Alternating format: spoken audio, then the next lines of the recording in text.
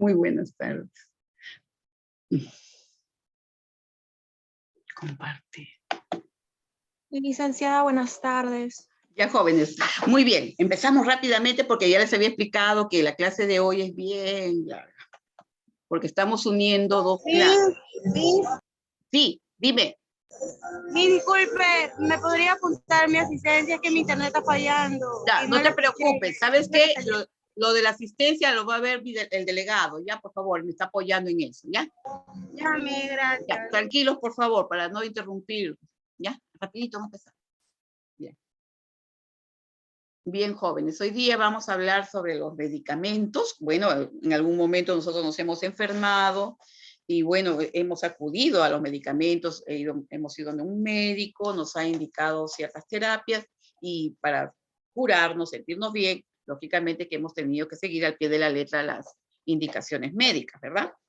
Entonces hoy día vamos a hablar sobre los medicamentos, su origen, forma de presentación, funciones que cumplen en nuestro organismo, ¿no? Una vez que llegan a nuestro organismo, también ustedes saben que existen vías de administración, que eso son temas que siguen después, ¿no? Entonces, hoy día vamos a hablar de los medicamentos, las dosis, las prescripciones médicas, ¿ya? Son temas que hemos unido y como ya le expliqué al joven delegado, que ya ustedes van a entrar a su plataforma, desarrollar sus tareitas y después en la 3 igualito, ¿ya? Pero en la 3, como es feriado, no va a haber Zoom. Hoy día nomás vamos a hacer esas clases, ¿ya? Bien, todos sabemos que se denomina un fármaco, en sentido amplio de toda sustancia química, capaz de interactuar con un organismo vivo, ¿no? Modificando la función celular. Lógicamente, en el caso nuestro, si nos enfermamos, este medicamento nos va a ayudar modificando la función a nivel de nuestras células, ¿no? Estos medicamentos también se les denomina así al preparado farmacéutico que contiene uno o más fármacos y que se emplean directamente para diagnóstico, ¿no? O sea, por ejemplo, ahorita lo vamos a ver, sustancias de contraste, para la prevención, curación o alivio de enfermedades, ¿ya? Entonces, por ejemplo, los medicamentos sirven para prevenir, en este caso, ¿qué medicamentos usamos en prevención? ¿Qué sustancias, no? Los biológicos, que tenemos las vacunas, ¿no? Las vacunas son una de ellas. Y para diagnóstico, o sea, para lograr llegar a ver si se trata de un tumor o algún problema serio, los médicos nos indican una sustancia de contraste para poder sacar unas placas radiográficas especializadas a través de las cuales se le va a poder ver claramente de qué tamaño es el tumor o el problema que nos esté aquejando, ¿no? Entonces ese va a seguir de diagnóstico, ¿no? Por ejemplo, tenemos el cloruro de bario, que es una sustancia de contraste que va a ayudar a mejorar esas placas radiográficas y dejar muy claro los diagnósticos, ¿ya? Para curar, todos sabemos los antibióticos cuando tenemos infecciones.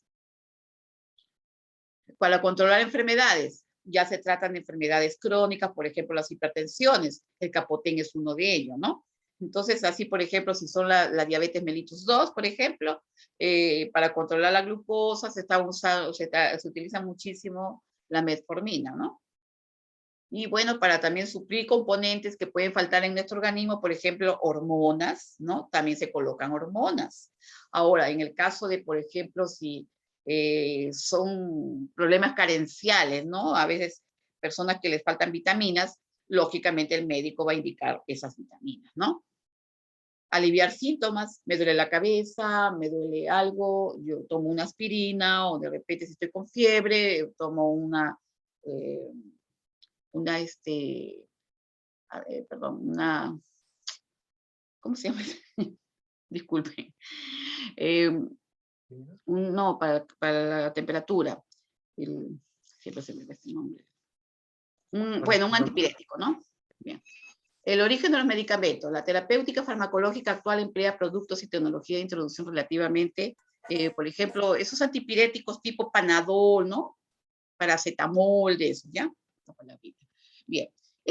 El origen viene a ser, por ejemplo, en la terapéutica farmacéutica o farmacológica actual emplea productos y tecnología de introducción relativamente reciente. Hay muchos cambios. Mira, imagínense del año 1910 a los 60, ahora a los 90 y después estamos ahora en el siglo XXI, ¿no? Y ya 21 años del siglo XXI, ¿no? Entonces, esta es parte de la historia, ¿no? Que nos cuenta cómo fueron apareciendo la mayoría de medicamentos eran remedios de origen natural. Antes, lógicamente, no existían farmacias, no existían los monopolios que conocemos el día de hoy. Entonces, las familias, las personas se valían mucho de las plantas. Las plantas, ustedes saben, Dios en su creación divina nos puso un maravilloso botiquín natural que es la naturaleza. Y el hombre ha ido conociéndolo a través de los años, estas plantas que tienen un efecto excelente en nuestra salud. De ellas, Perú es uno de los países más ricos en flora, ¿no? Entonces, hay más de 2000 especies de plantas que tienen estas propiedades benéficas, ¿no? Para curar nuestra salud. Bien, aquí, por ejemplo, nos hablan del primer tercio del siglo XX, se introdujeron en terapéuticos los primeros barbitúricos, los arsenicales y la insulina. Y todos sabemos también que en el siglo XX, más o menos en la Segunda Guerra Mundial, en el año 1928 todavía fue que el doctor Alexander Fleming descubrió la penicilina. Y todos conocemos de que la penicilina sigue siendo uno de los mejores descubrimientos y que ha brindado muchísima ayuda a la humanidad y la sigue brindando. Entonces, ya cuando ocurrió la Segunda Guerra Mundial, ya los soldados, ya había la penicilina, entonces los soldados podían recuperarse, ¿no? Y no perder miembros afectados, porque la penicilina, como es un antibiótico, prevenía, ¿no? la amputación de esos miembros. Cuando ocurrió la Primera Guerra Mundial, del 1914 al 18, no había penicilina. Ahí los soldados se morían en los campos de batalla. Pero, como les cuento, ya en el año 1939 al 45, que duró la Guerra Mundial, la Segunda, entonces ya había penicilina. Entonces los soldados podían entrar a terapias, etcétera. Entonces, de tal manera que ellos no morían con las infecciones, ¿no? Entonces, los años 40 empezaron a aparecer muchos más fármacos con respecto al control de enfermedades infecciosas, ¿no? Y bueno, desde ese momento el número de nuevos medicamentos para uso terapéutico ha ido en aumento. Y la rápida introducción de miles de nuevas moléculas coincidió con otras, por ejemplo, con la demanda creciente de los servicios sanitarios. Ustedes saben que la población ha ido en crecimiento y lógicamente se necesita más atención de salud y se necesitan muchas más cantidades de estos fármacos, ¿no? Entonces, todo esto ha ido incrementando el consumo de los mismos porque lógicamente se ha ido viendo que ha ido mejorando la salud en las personas, la gente ha ido recuperando la salud y bueno, todo esto ha sido a su vez consecuencia del desarrollo económico de esa época, la puesta en funcionamiento de los sistemas de seguridad sociales a nivel del mundo y la presión de los fabricantes. Bueno, ustedes saben que los fabricantes, los grandes monopolios del mundo, que mueven millones, en este momento que estamos conversando, no saben ustedes cuántos millones de dólares se mueven en un segundo a nivel del mundo con la venta de los medicamentos. Y hoy en día que estamos viviendo una pandemia, ya se pueden imaginar con mayor razón, ¿no? Bien, ahí está. Este incremento del consumo no ha sido uniforme en todo el mundo. Muchas veces, bueno, hay países que lógicamente por ahí también ustedes miden gastos farmacéuticos mundiales en los 90. En Europa, mire qué tal el aumento del consumo, ¿no? Y en el resto del mundo, poco, ¿no? Siempre los países que tienen más recursos son los que más consumen, ¿no? Entonces, de eso se trata, chicos.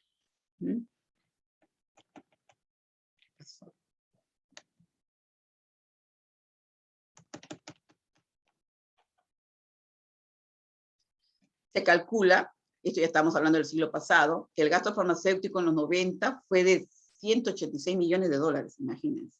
Debe haber sido más. Un 66% se consumieron en Norteamérica y Europa occidental. Un 34% se consumió en el resto del mundo, ¿no? Bueno, como ustedes saben, siempre hay la brecha de países ricos y países pobres.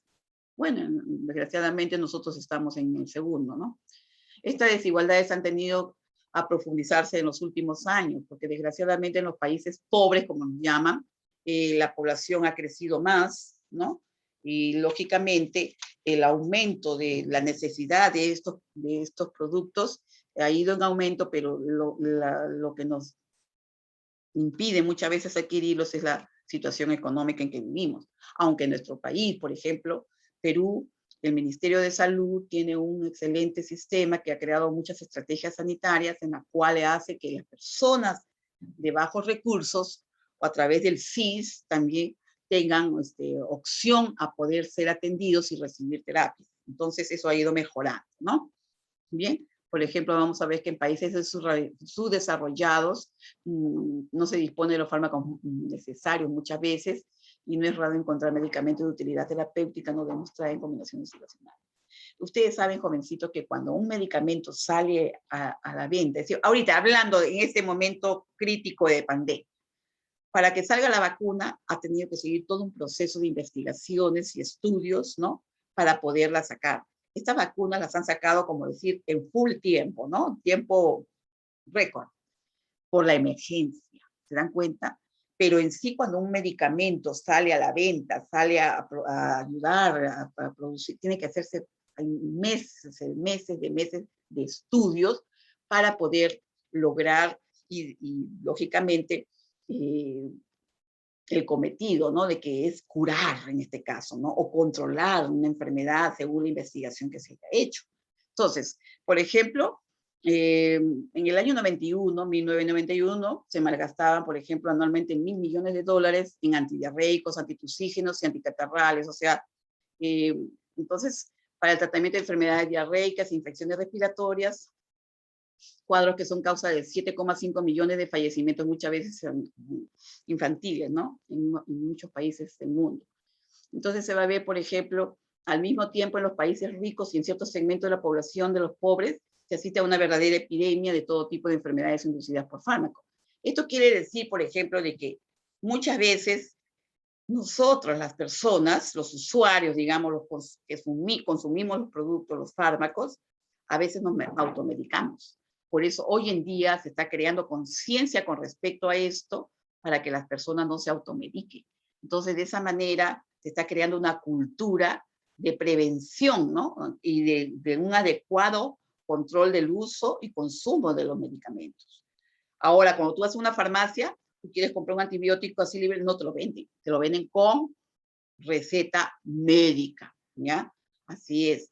¿Por qué? Porque las mismas bacterias se están haciendo resistentes a los mismos antibióticos, porque ha habido un mal uso, o sea, un uso inadecuado de estos productos, porque la gente incluso tomaban los antibióticos para cualquier situación, ¿no? No para realmente una infección, que para es lo que están preparados, ¿no?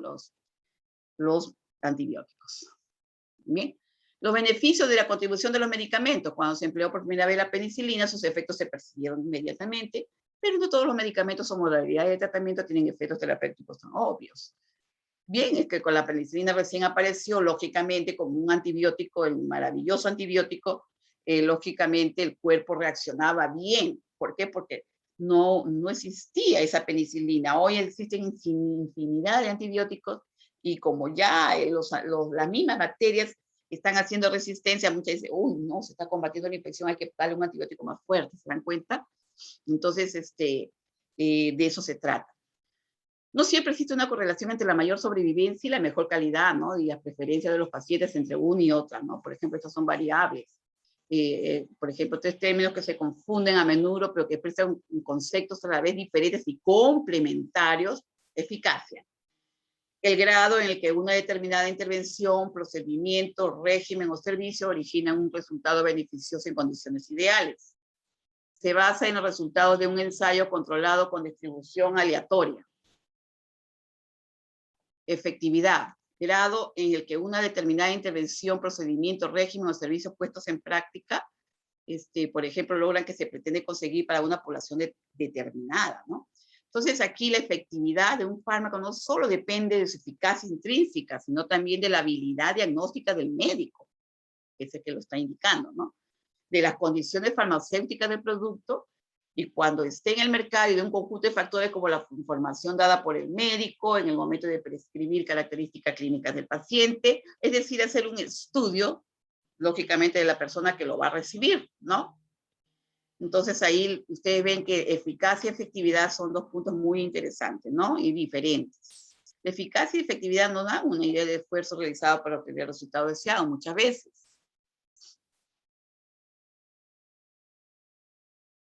¿Ya? Aquí vamos a ver que la contribución de los medicamentos a la salud, eso se define, por ejemplo, como la eficiencia, ¿no? Eficiencia a los efectos o resultados alcanzados en relación con el esfuerzo empleado en términos monetarios de recursos y tiempo, tales como, por ejemplo, el grado en que los recursos empleados para procurar una determinada intervención, procedimiento, régimen o servicio de eficacia y efectividad. Un permiso, por favor, son mínimos, ¿no? Bien, por favor, no.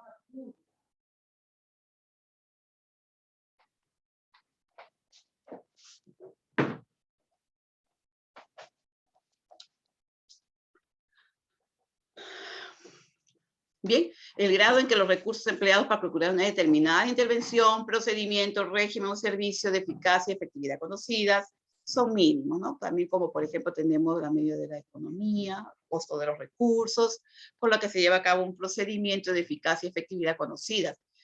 Eso que estábamos conversando hace un rato, ¿no?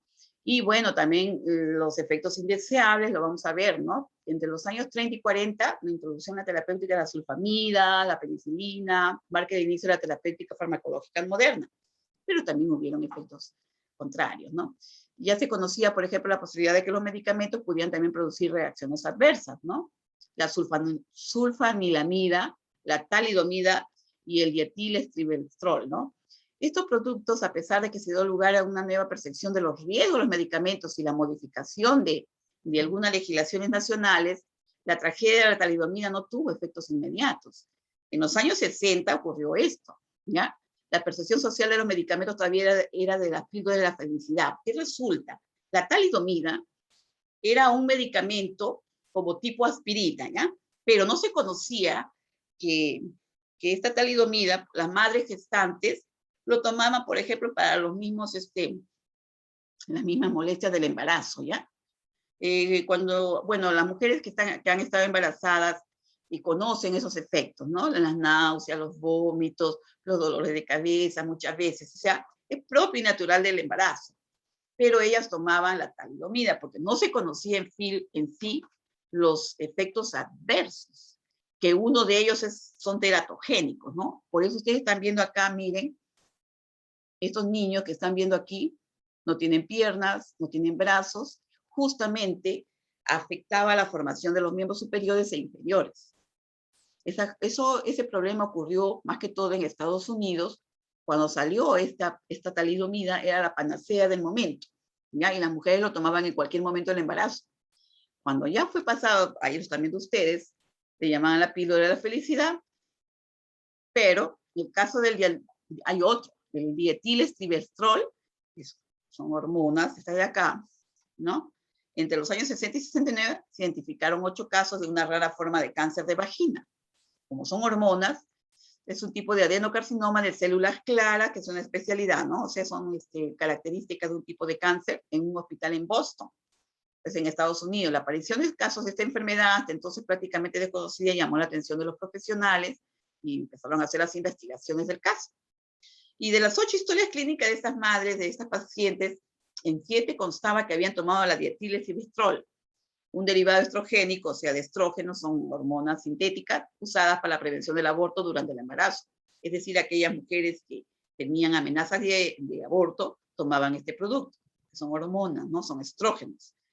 Entonces, los médicos empezaron a investigar y en comparación con uno y otro grupo de 32 mujeres que habían dado a luz en el mismo centro y en la misma época, ya no habían presentado este problema. Pero la eficacia del dietilestribestrol para la prevención del aborto no había sido demostrada todavía, ¿no? Pero sí, después se ha descubierto que este producto durante el embarazo también puede dar lugar a la mayor incidencia de anomalías estructurales del cuello, ¿no? Del cuello uterino, de la vagina, útero, trompas y esterilidad en el embarazo. Produce embarazos ectópicos, abortos espontáneos. Un embarazo ectópico es cuando el huevo o cigoto se implanta fuera del útero, ¿ya? Entonces a eso se le llama embarazo ectópico y es muy peligroso para la mujer porque produce hemorragias, ¿ya? Y la mujer muchas veces muere, lógicamente, como producto de estas hemorragias, ¿ya? Bien, entonces tenemos el costo, ¿no? El costo de estos productos. El costo creciente, ¿no? A nivel de la farmacia, los sistemas de seguridad, seguridad social comenzó a ser un motivo de tensión para las autoridades sanitarias. Y bueno, ahí se va a ver, ¿no? La efectividad, preocupación por el costo, efectividad, efectos indeseables, o sea, porque hasta ahora no se conoce un medicamento que sea 100% excelente para todos, ¿no? Lógicamente que todos tienen un cierto porcentaje de reacciones adversas, pero por eso mismo hay que tomarlo según la indicación del profesional y el tiempo que él te lo da, ¿no? Para evitar esas reacciones, ¿no? Muchas veces, a veces también es la sensibilidad del paciente, es decir, son muchos los factores que condicionan a estas situaciones. No es en todas las personas igual. Bien, estos han cerrado el triángulo en el que se basa la evaluación del papel de los medicamentos en la comunidad, ¿ya? El sistema de seguridad social, con respecto a la salud, ¿no? En general, los responsables de la política farmacéutica y los sistemas de seguridad social tienden a preferir las medidas administrativas sobre las educativas. Todos los jóvenes se basan en la parte económica. Definitivamente, el político, el burócrata necesitan que los efectos de sus acciones se puedan constatar de manera inmediata, pero no parece estar muy interesados en las medidas complementarias que pueden dar resultados más tardíos, pero también más sólidos. Entonces, esto es muy importante conocerlo, ¿no?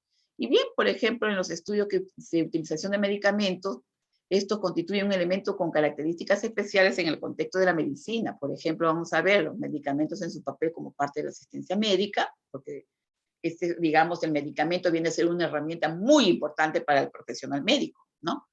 ¿Por qué? Porque nos ayuda a que nuestro paciente mejore su situación de salud, ¿ya? Los medicamentos son utilizados como herramientas, por ejemplo, en casi todas las disciplinas médicas, todas las especialidades, ¿verdad? Los distintos niveles del sistema de atención de la salud, eso lo sabemos, diferentes situaciones sanitarias que puedan presentar, pero el profesional médico es el encargado de dosificar estos productos. Bien, como resultado final de un proceso vamos a verlo a través del diagnóstico, la decisión, la toma de decisión, la prescripción refleja del profesional médico, ¿no? La actitud, las esperanzas de un médico en relación con el curso de la enfermedad, porque no todos los pacientes reaccionan adecuadamente a una terapia. Entonces aquí, como punto C, debido a que la prescripción es un compromiso entre dos partes, los medicamentos son el punto de contacto más directo entre las estructuras sanitarias y los usuarios, ¿no? O sea, las personas que lo están necesitando en ese momento. Debido a que los medicamentos simbolizan el deseo y la capacidad de modificar el curso natural de la mayoría de las enfermedades. De eso se trata. Entonces, esto puede ser considerado como indicadores de resultado que se espera que obtengan las ciencias biomédicas sobre la enfermedad. Ahí están viendo diferentes presentaciones, miren, de los productos, ¿ya? El estudio de la utilización de los medicamentos, el uso adecuado, ¿no? La manera como los fármacos son utilizados en la práctica médica y los problemas que su uso, su utilización conlleva también. O sea, lo bueno y lo malo se tiene que conocer también, ¿no? Los medicamentos se han convertido en una pieza común de la práctica médica. Son los que más a cualquier otra medida médica, quizás a excepción de las pruebas diagnósticas, corren el riesgo de ser utilizados en condiciones no controladas, ¿verdad? Y en consecuencia de manera incorrecta, ¿eh? Y bueno, puede ser en demasiada cantidad o muy poca, por razones injustificadas como placebos, como sustitutos de un ataque real sobre problemas complejos y molestos, depende de los cuadros, ¿no? De complejidad que pueda presentar el paciente. También se ha formado un campo de presión alrededor de los medicamentos como herramienta terapéutica que ha tenido su origen en la industria farmacéutica. Entonces, pero hoy día también se está tomando en cuenta muchísimo, se está volviendo a la utilización, ¿no? De productos naturales. Entonces, ¿por qué? Porque muchos de estos medicamentos se han estudiado sus fórmulas químicas y se ha llevado a la producción en forma sintética. Entonces, esta presión ha afectado a los responsables de la prescripción y a los usuarios y ha causado en el sector farmacéutico se encuentra en una disyuntiva permanente entre cubrir una necesidad sanitaria real y asegurar una expansión constante del mercado. ¿Se dan cuenta? Cuanto más se desarrollan los productos muy potentes que modifican delicadas funciones fisiológicas y bioquímicas, lógicamente, mayor es la importancia de sus posibilidades iatrogénicas. Iatrogénicas, escuchen, ese es un término que significa que es un error, o sea, de repente pues se dice, mayor es la importancia de sus posibilidades iatrogénicas. Es decir, que muchas veces también hay profesionales que cuando indican un producto cometen muchas veces un error, y a eso se le llama iatrogenia, ¿ya? Error.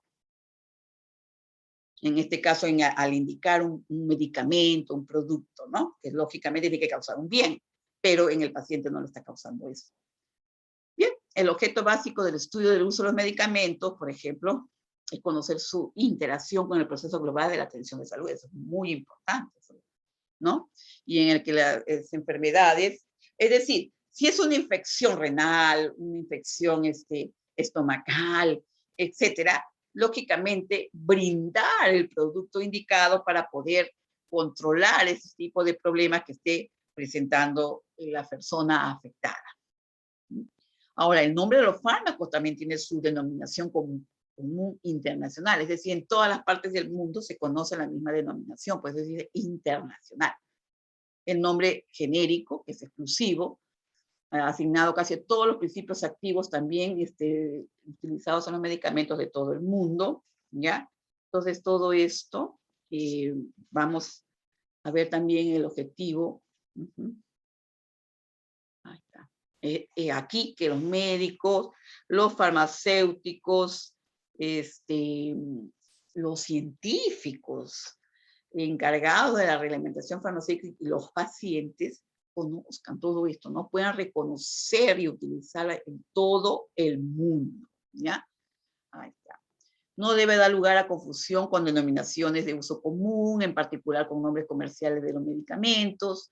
Generalmente los médicos hablan con el nombre químico, ¿no? Nombres de enfermedades para las que se hayan desarrollado estos productos. También, por ejemplo, generalmente la DCI contiene una sílaba común que es la raíz, que alude a la familia farmacológica química a la que pertenece la sustancia. ¿Ya? Entonces, ejemplo, al final, micina alude a los antibióticos, ¿ya? Luego se agregan sílabas, letras o palabras separadas para diferenciar entre sustancias de la misma familia. Por ejemplo, canamicina y la eritromicina, por ejemplo, estamos viendo, ¿no? Entonces, la DCI debe ser única y diferenciada tanto fonética como ortográficamente, o sea, por eso se conoce a nivel del mundo. Desde el año 1950, la Organización Mundial de la Salud estableció el programa de la DCI. Ustedes saben que en esos años, en el año 1948 se creó la Organización Mundial de la Salud, ¿verdad?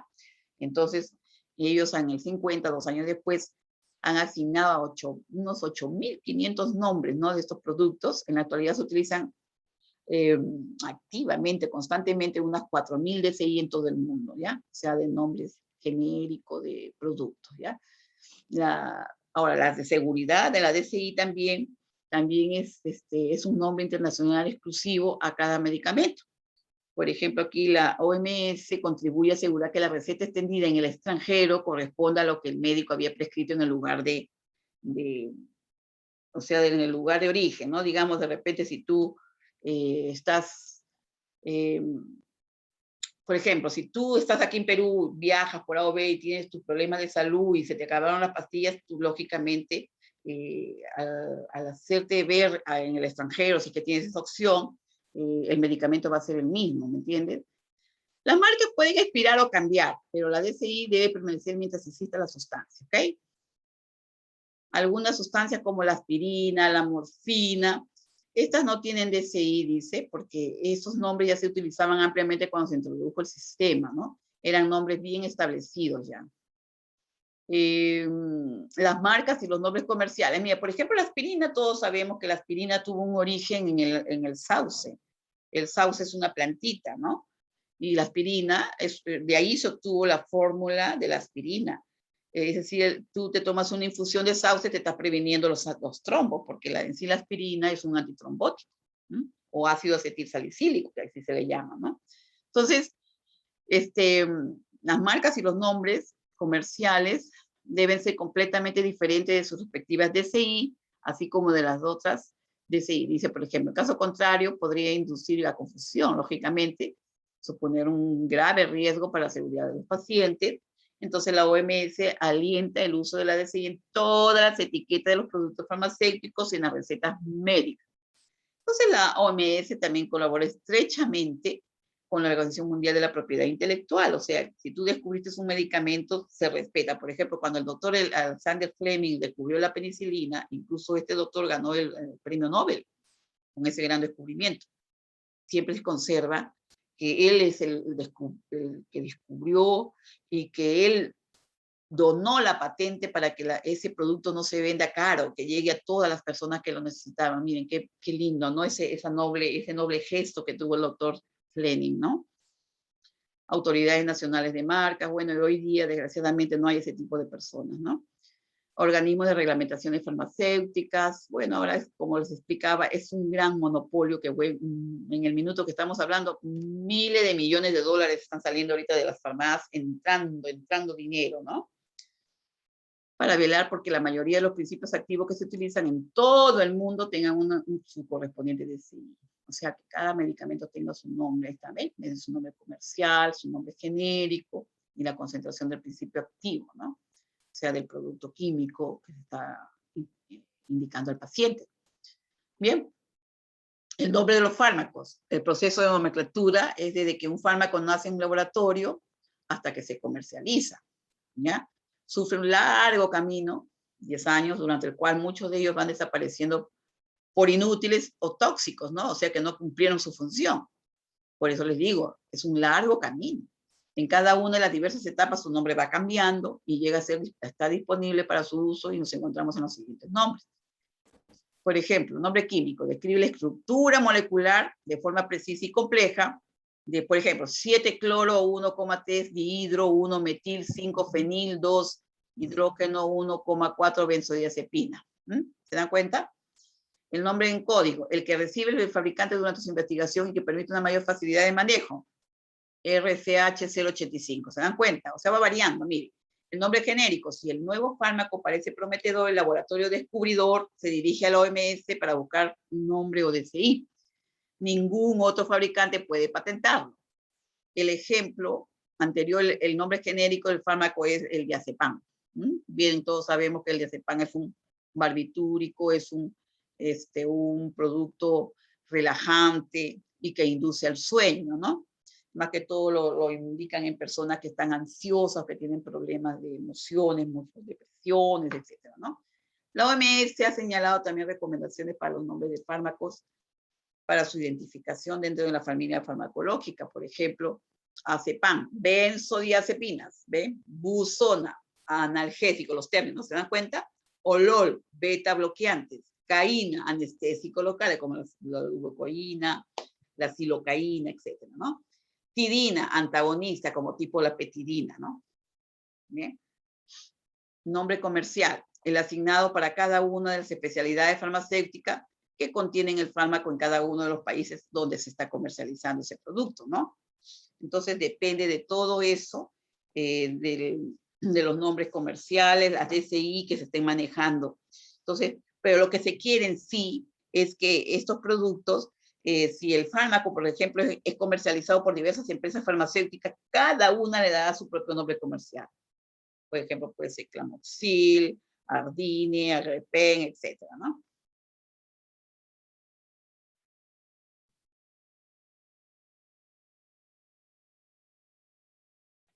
Y los medicamentos pueden ser clasificados de diversas formas, de acuerdo a su estructura química, ¿no?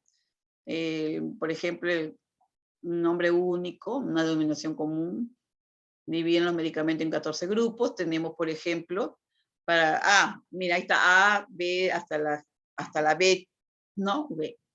Entonces ustedes van a ver la A, aparato digestivo, la B, sangre, órganos hematopoyéticos, ¿no? Por ejemplo, los órganos vitales como el hígado, el páncreas, ¿no? La C es el aparato cardiovascular, la D y para dermatología, la G para aparato genitourinario y hormonas sexuales, la H es para órganos o sistemas como de uso sistémico especial, excepto las sexuales, ¿no? La J es antiinfeccioso para vía general, la L para terapia antineoplásica, o sea, tratamientos cancerígenos, la M para aparato musculoesquelético, la N, sistema nervioso central, es decir, ya lo han clasificado de esa manera, ¿no? La P es para los pacientes que tengan parásitos, ¿no? Especialidad de parasitología, ¿no? La R, aparato respiratorio, la S, órgano de los sentidos, y la B, varios que pueden presentar, ¿no? Cada uno de estos grupos está subdividido en subgrupos, ¿ya? A los que corresponden los dígitos numéricos 0, 1, 2, 3, etc. Después se sigue subdividiendo hasta llegar a un quinto nivel que corresponde al principio activo, ¿ve? Cada nivel o categoría se distingue mediante una letra, un número, una serie de letras y números, ¿ve? O sea, ya son clasificaciones que, lógicamente, los laboratorios químicos, con apoyo de la Organización Mundial de la Salud, han logrado llegar a un acuerdo en este aspecto, ¿no? Entonces, de eso se trata esto. Por ejemplo, aquí, primer nivel anatómico, por ejemplo, hablando del órgano o sistema sobre el que actúa el fármaco, consiste en la letra, hay 14 grupos que ya lo hemos dicho, ¿no? Por ejemplo, todos los preparados de metformina reciben el código A, 10B, A o B, ¿ve? Segundo grupo terapéutico, los diuréticos. Ahí está. Fármacos usados en las diabetes, ya todos sabemos la metformina, ¿no? Ya, ese es en el metabolismo, porque lógicamente la diabetes mellitus es una enfermedad endocrina, ¿no? A nivel de metabolismo. ¿Por qué? Porque es una glándula la que está fallando, en este caso es el páncreas. Entonces, el tercer nivel indica el grupo terapéutico que consiste en la letra, por ejemplo, CO3, diuréticos de techo alto. Cuarto nivel, CO3CA, sulfonamidas, ¿ve? Ahí van las biguadinas, quinto nivel, es decir, van agregando más, ¿no? Por ejemplo, ustedes también el quinto nivel, ¿no? Aquí indica el código de la sustancia química y consiste en dígitos, por ejemplo, CO3CA01, la furosemida, que viene a ser un diurético de amplio espectro, es muy fuerte, ¿no? Eso más que todo lo utilizan en pacientes que tienen tendencias a producirse edemas o retención de líquidos, ¿no? A ellos los indican como emergencia, digamos, ¿ya? Entonces aquí vamos a ver también que desde el punto de vista de presentación y dispensación de estos productos, hay fórmulas magistrales, ¿no? Estas fórmulas magistrales son preparadas por el farmacéutico, ¿no? Y bajo receta del médico, cuál él lo puede especificar, ¿ya? Entonces, ahí los fármacos componentes tienen que ver las dosis, las formas farmacéuticas, y también tienen que ver las especialidades farmacéuticas que se utiliza acá, ¿no? Por ejemplo, los medicamentos preparados por la industria farmacéutica para venderse con un nombre de patente registrado ante las autoridades sanitarias del país. A ver, los más utilizados, por ejemplo, ya lo conocemos nosotros, ¿no? El paracetamol, la aspirina. ¿Quién no tiene paracetamol en su casita? ¿Quién no tiene, por ejemplo, el naproxeno, ¿no, chicos? ¿Quién no tiene aspirina en casita? Cuando ya tenemos personas grandecitas, mayores, muchos meten los cardiólogos, nos indican la aspirina, una tabletita de 80 miligramos con el almuerzo, ¿ya? Para proteger la mucosa gástrica. Ahora están sacando aspirinas con protector de mucosa gástrica. Miren cómo se las ingenian siempre, ¿no? Pero lógicamente es para mejoras, ¿ya? Ahí lo genérico, por ejemplo, los medicamentos elaborados por la industria farmacéutica no, por ejemplo, no se comercializan con el nombre patentado, se comercializa con el nombre internacional del principio activo. ¿Ya? Ese es el acuerdo de la denominación común internacional, ADCI.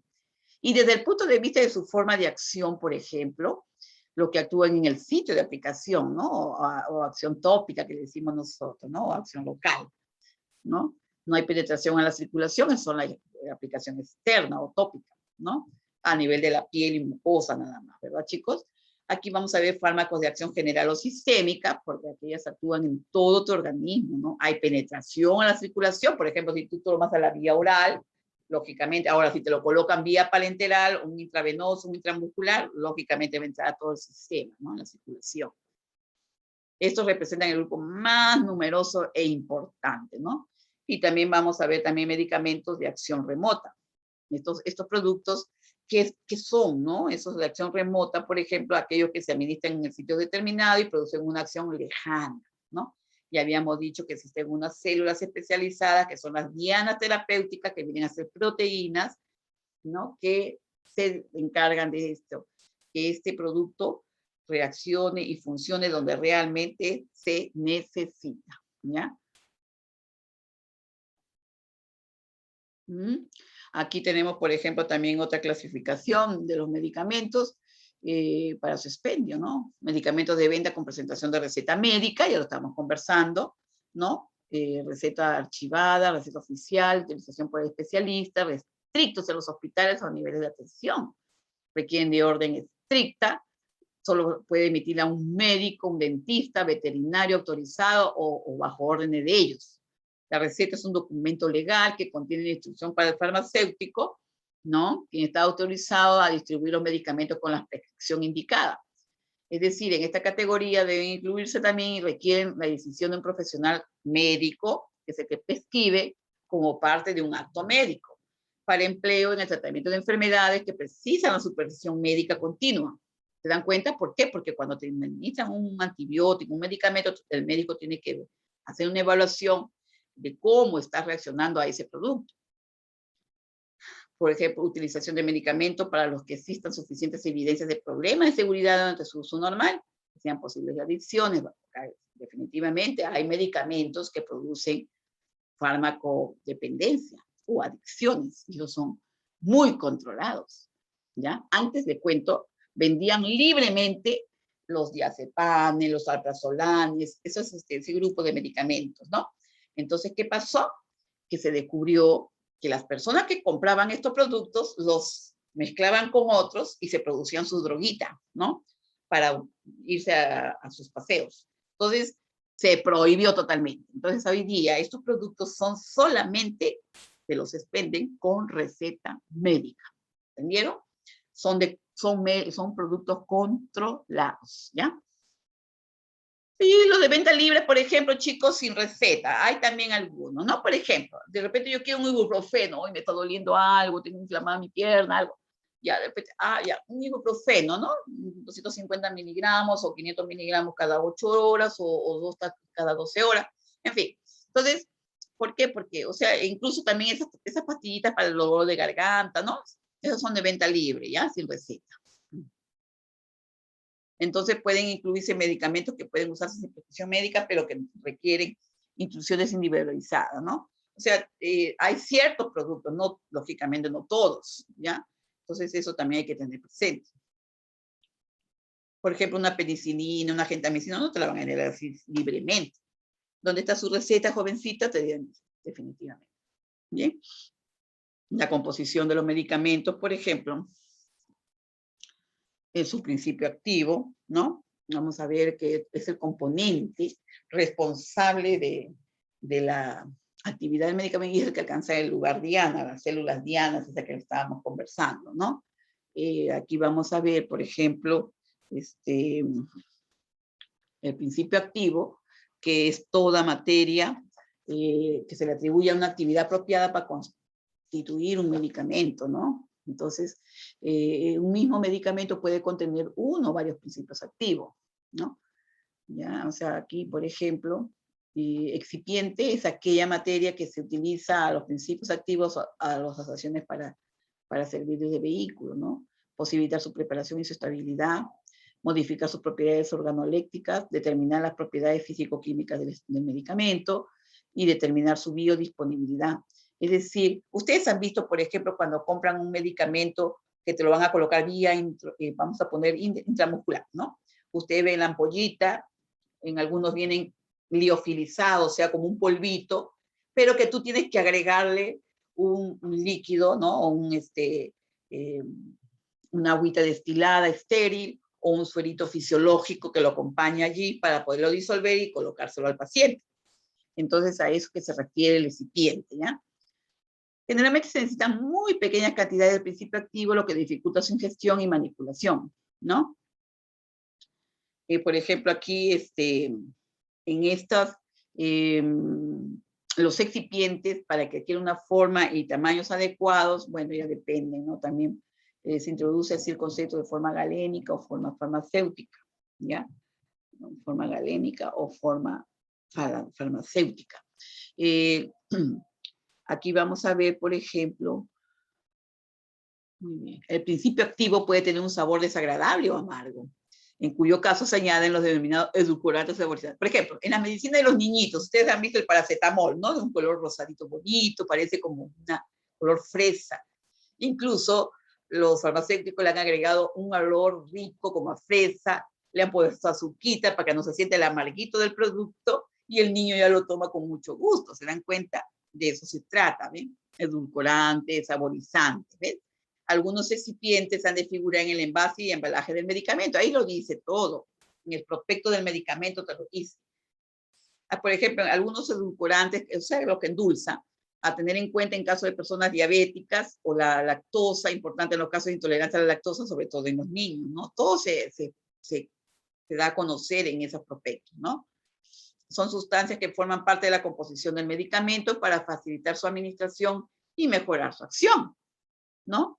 Por ejemplo, bien, entonces, todo esto va a ayudar a que, bueno, la presentación, el sabor, mejore, ¿no? Y estas vienen a formar parte de la composición del medicamento para facilitar su administración, ¿no? Su administración y mejorar su acción, ¿ya?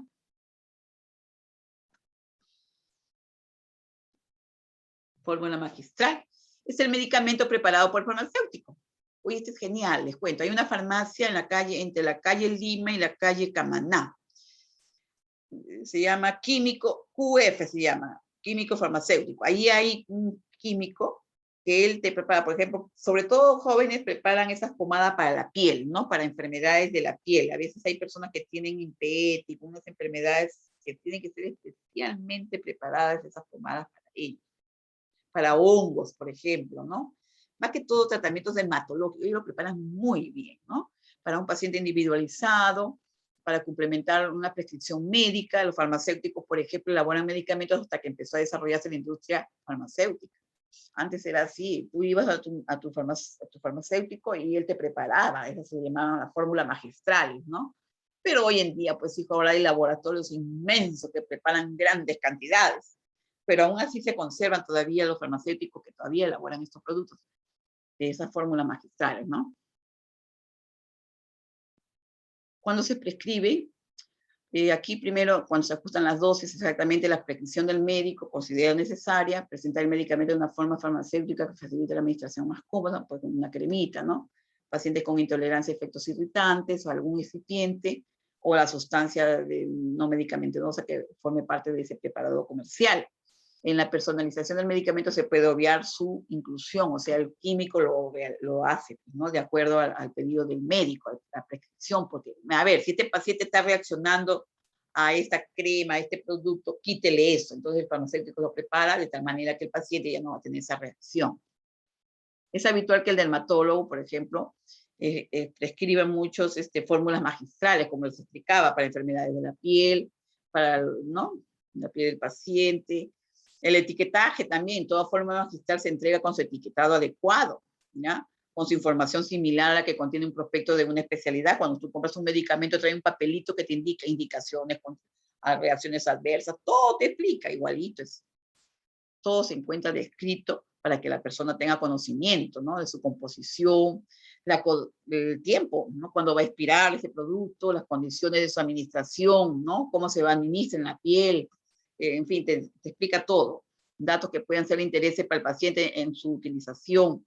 Para su preparación, el farmacéutico observa en todas las fases, por ejemplo, las normas de correcta elaboración. Lógicamente tiene que haber una buena y buen control de calidad, ¿no?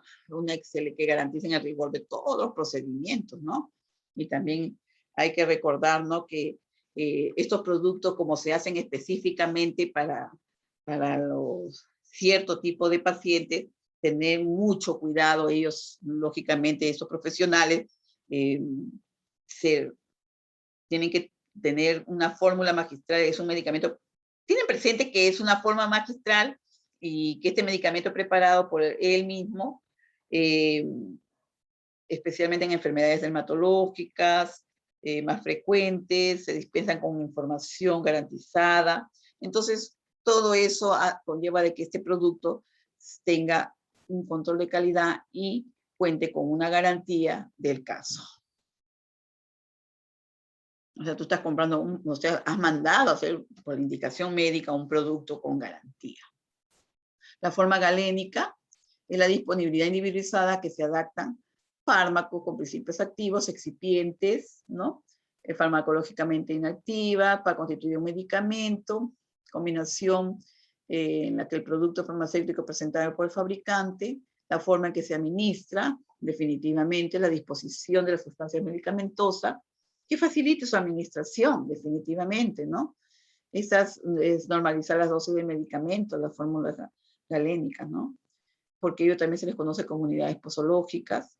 El objetivo es, por ejemplo, que puedan alcanzar la máxima eficacia cuando se administran estos productos. Entonces, todo esto al principio se elaboraban para poder establecer unidades que tuvieran dosis fijas de un fármaco, con el que se podía tratar una determinada patología. Bueno, a ver, la importancia de esta forma farmacéutica reside en la determinada eficacia del medicamento, ¿no? Mejorando sus sabores, su aspecto, liberando su principio activo, evitar daños en el paciente por interacciones químicas, solubilizar las sustancias y favorecer, lógicamente, que ésta cumpla con la función a la cual ha sido elaborada, ¿no? Porque eso es lo que se quiere, que el paciente tenga una buena recepción de este producto y una buena evolución de su enfermedad, ¿no? Entonces, de eso se trata, ¿no? La forma de presentación, por ejemplo, forma galénica o forma forma farmacéutica, ahí vamos a ver las formas sólidas, ¿no? Por ejemplo, ustedes conocen una cápsula, ¿no? Por ejemplo, tenemos polvos, tenemos papeles, óleos sacaruros, de sacarosa, los granulados, tienen también las cápsulas, los sellos, esos tabletas o comprimidos, por ejemplo, Panadol, ¿no? Cápsulas o tabletas, tenemos pastillas, también píldoras, extractos, en fin, hay un sinnúmero de productos, ¿no? En el comercio. Ahí está, por ejemplo, formas farmacéuticas semisólidas, por ejemplo, pomadas o pastas, cremas, emplastos, gels, jaleas, etcétera. Hay infinidad de presentaciones y texturas, ¿no? Entonces aquí eso, es para hablar un montón de ellos. También hay líquidas, lógico. Por ejemplo, ahí tenemos soluciones, tenemos lociones que son utilizadas en piel, enemas por vía rectal, inhalaciones a través de las nebulizaciones, vía respiratoria, colirios que son usados a nivel de ojos, aguas aromáticas, hay inyecciones, ¿no? Que son envasadas en ampollas, frascos de vidrio, recipientes de plástico, de polietileno, jarabes, pociones, mucílagos, emulsiones, en fin, hay un sinnúmero de productos, suspensiones, colirios, lociones, imagínense, tinturas, hay infinidad de extractos y fluidos, linimentos, y bueno, elixires, vinos medicinales, colodiones, etc. O sea, son productos que tienen su presentación, su forma de cómo lo vas a administrar tú también, ¿no? Entonces, de eso es que se trata todo esto, ¿no? A nivel gaseoso también, ¿ven? Las diferentes presentaciones, ¿no? A nivel gaseoso. A ver. Ahí tenemos, por ejemplo, el oxígeno y el óxido nitroso. Aquí se utiliza mucho para, por ejemplo, como anestésicos, ¿ya? El oxígeno, bueno, lo estamos utilizando hoy día con la pandemia, y el óxido nitroso se utiliza mucho también en lo que son gases para, por ejemplo, cuando tú vas a ingresar a una cirugía, ¿no? Te hacen inhalar ese gas para dormirte y empezar la cirugía. Hay aerosoles, ¿no? Con dispersiones finas, gotitas de líquido, partículas de sólido pequeñísimas, de 5 micrones de diámetro, muy pequeña, ¿no? A través de las inhalaciones, ¿no? tenemos ahí salbutamol, hay un montón de productos que se administran de esa manera, ¿no? Un medicamento genérico tiene el mismo principio activo, la misma dosis, la misma forma farmacéutica, las mismas características dinámicas, técnicas, que un medicamento que no está protegido por la patente alguna y que es utilizado como referencia legal técnica. Y también el paracetamol, chicos, miren, su nombre comercial, su forma farmacéutica en solución, paracetamol, el principio activo, todos sabemos que es un excelente antipirético, ¿no? Y también analgésico. ¿Mm? O sea, de eso se trata, ¿verdad? ¿Ya? Aquí estamos entrando a la prescripción médica. Este tema es bien interesante porque el médico es la persona, el profesional que tiene un título a nombre de la nación, ¿no? Trabaja en su consulta particular, en un hospital, en una clínica, en un centro de salud, ¿no? Cuando se recomienda estas prescripciones tienen que tener el número de colegiatura del profesional, ¿ya? Médico. La colegiatura nos lo da el colegio, en este caso el colegio médico, ¿ya? El nombre del establecimiento, la dirección y el teléfono del paciente, se colocan los datos del paciente, el medicamento, los fármacos sometidos a la fiscalización sanitaria, si son son controlados, nombre de los medicamentos prescritos, concentración del principio activo, ¿ve? Todo eso debe contener un lugar y fecha de prescripción, inspiración de receta, que se ha visto casos de personas que se prestan la receta y eso es bien peligroso. A mi amiga le cayó muy bien este medicamento y como no tengo plata para pagar la consulta, préstame tu recetita y le cambian la fecha. Yo he visto eso y hacen un gran daño porque tú no sabes si tú también tienes reacción a ese producto. Es bien peligroso, ya hay que tener mucho cuidado, nunca prestarse las recetas médicas, ¿no? Bien, también se una firma del médico, firma y sello, ¿no? Ahí figura su colegiatura, todo, su especialidad, etcétera, ¿no? Indicaciones para el paciente, esquema terapéutico, iniciales, firma del médico y la redacción de él, o sea, de lo que está en información del prospecto, todo eso, ¿no? Eso es bueno, que debe haber una buena prescripción, los factores que modulan la calidad del producto, la administración sanitaria, ¿no? Los médicos que conocen todo esto, lógicamente, la población en general, ya todo esto que nosotros debemos conocer y tener mucho cuidado, ¿no? Cuando tú vas a una farmacia, cuando pides un medicamento, que tienes que ver que esté en las condiciones adecuadas para su buena utilización, ¿no? En la dispensación de medicamentos, ahí está, eso. Aquí estamos hablando de estupefacientes, por ejemplo. Estos son medicamentos controlados, ¿ya? Así se les llama. Dispensación de medicamentos, estupefacientes, psicotrópicos y otras sustancias son muy fiscalizados, ¿ya? La fiscalización consiste en un conjunto de acciones que realiza la autoridad de salud en el control de estos productos, ¿ya? El objetivo es que asegura que los estupefacientes y las sustancias psicotrópicas se encuentran disponibles para fines médicos y científicos. Todos estos productos tienen que estar al alcance de la fiscalización. Nosotros no podemos evitar eso, ¿ya?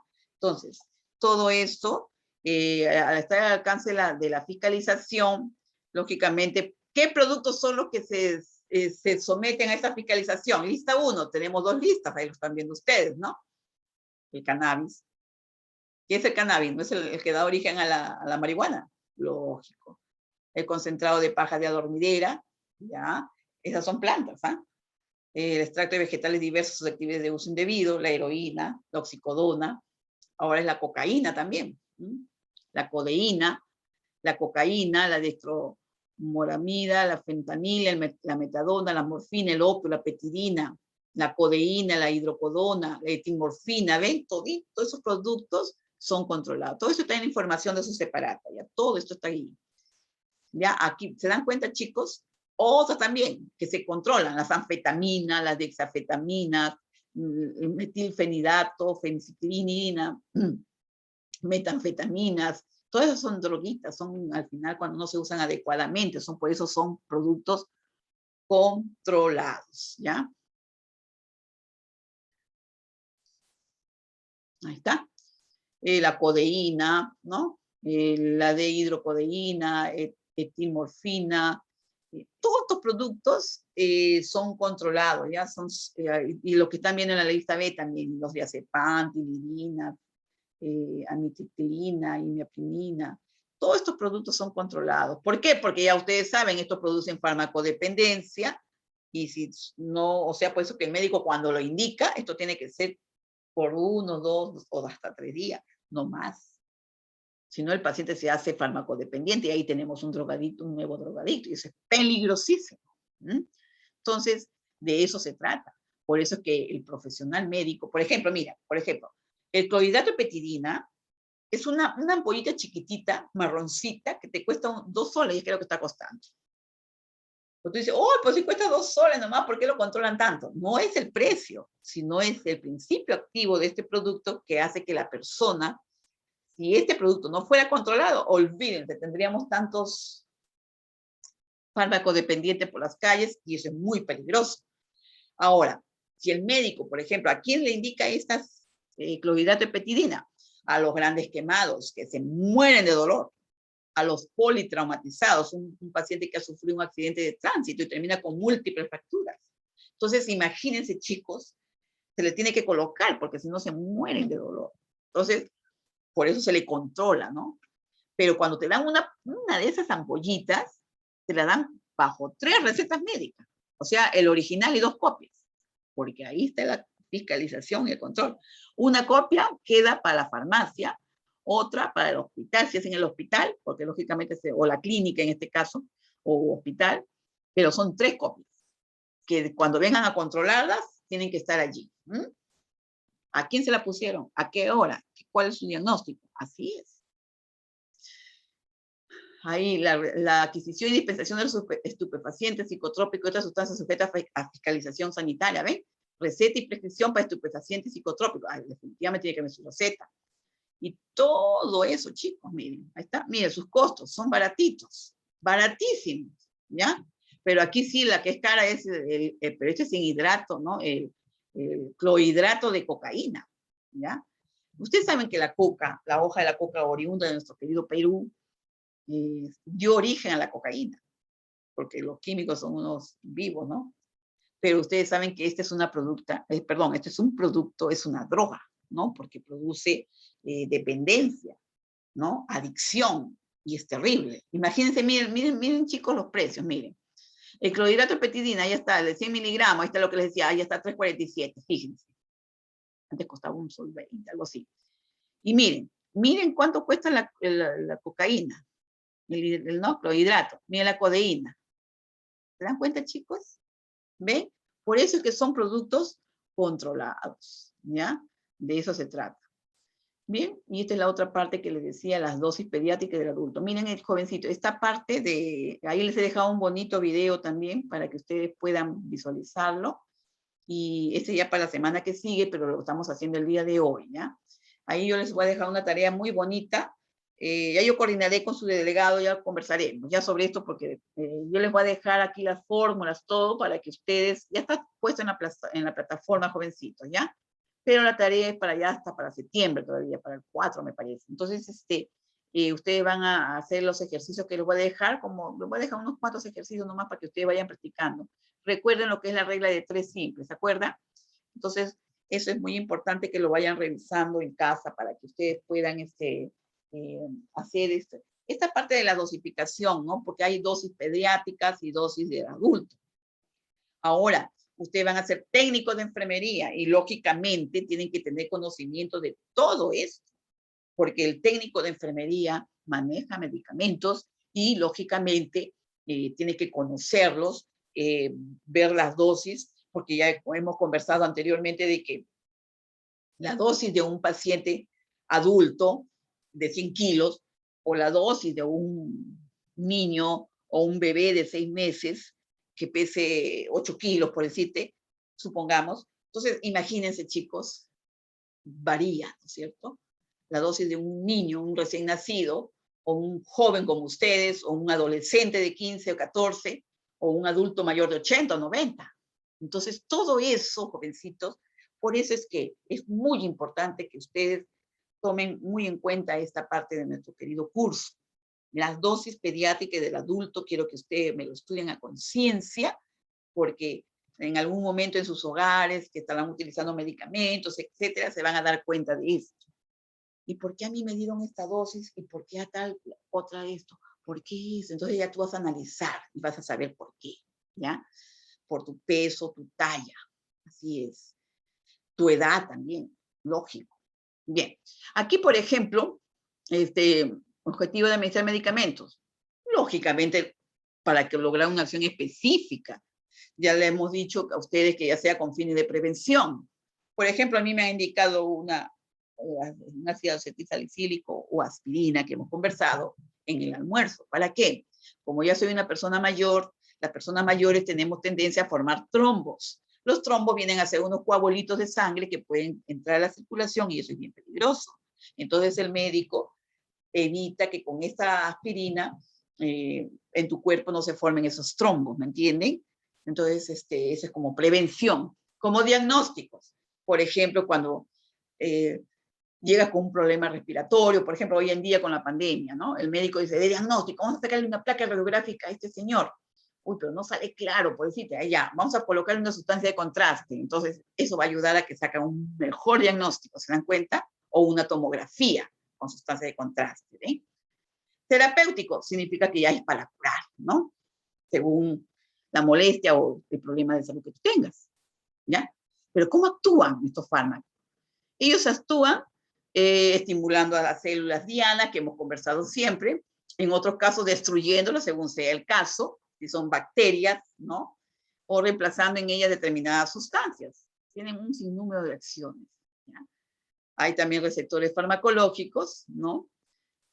Sustancias químicas que también vienen a ser, por ejemplo, moléculas, generalmente receptores celulares o enzimas, con que los fármacos son capaces de interactuar selectivamente, generando así una modificación constante y específica en la función celular. ¿Ven, chicos? Entonces, todo esto va a generar, lógicamente, un cambio, ¿no? Un cambio y lógico, tú te vas a sentir bien, modificando, ¿no? Modificando a nivel de la función celular y corrigiendo el problema que estés presentando en ese momento.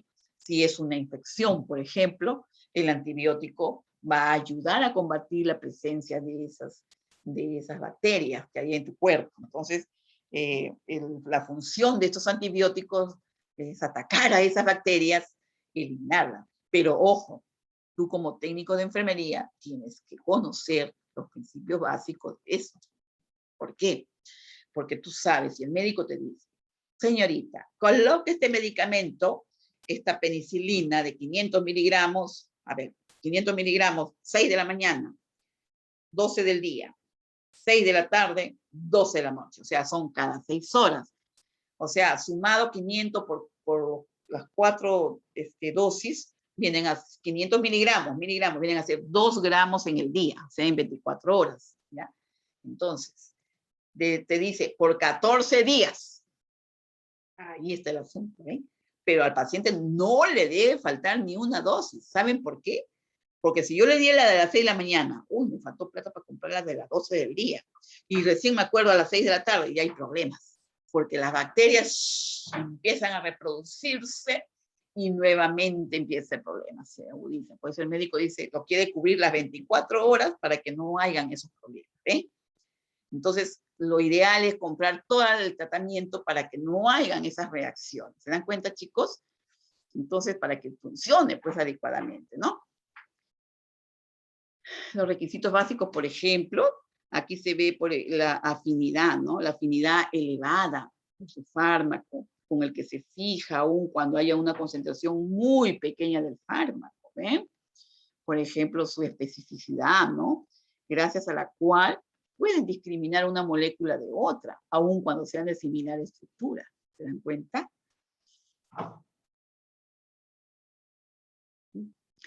La interacción fármaco-receptor. A ver qué es lo que significa esto, ¿no?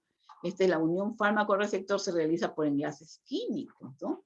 Entonces, esto de aquí, esa característica de la interacción fármaco-receptor, vamos a visualizar que hay una afinidad que viene a ser la capacidad de ese fármaco para unirse a un receptor aún a bajas concentraciones del fármaco. Va a ayudarlo, ¿no? Entonces, la especificidad de este producto va a producir, ¿no? Es la capacidad del receptor para distinguir dos moléculas muy similares, ¿ven? Qué maravilla, ¿no? La selectividad. Aquí vamos a ver que esta es una capacidad del fármaco para producir preferentemente un efecto concreto, determinado, ¿no? Cuanto más selectivo es un producto, más seguro es el manejo de dicho fármaco. ¿Se dan cuenta? Entonces, esto es muy importante tenerlo presente y conocerlo, ¿no? Entonces, ya ustedes más o menos van haciéndose o familiarizándose con esta terminología, ¿verdad? Estos términos, ¿no? Por ejemplo, actividad intrínseca, alfa, ¿no? Dice, por ejemplo, máximo efecto que puede producir el fármaco, ¿ya? Aquí, por ejemplo, aquí se mide en tanto por 1, por lo que es, por ejemplo, ¿no? 0, y alfa, por ejemplo, es mayor, menor, ¿no? A 1, a ver. O, por ejemplo, que existen un fármaco que son alfa 0 fármacos antagonistas, o alfa 1 fármacos agonistas puros, ¿ya? O sea, aquí, por ejemplo, ustedes van a ver que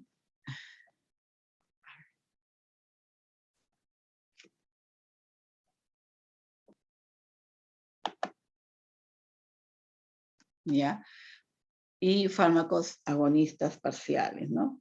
Por ejemplo, ¿qué es un antagonista o un agonista, no? Por ejemplo, vamos a ver que un antagonista, un fármaco antagonista es una sustancia que limita una sustancia natural, que para poder ocupar su lugar en el receptor bloqueándolo sin producir efecto.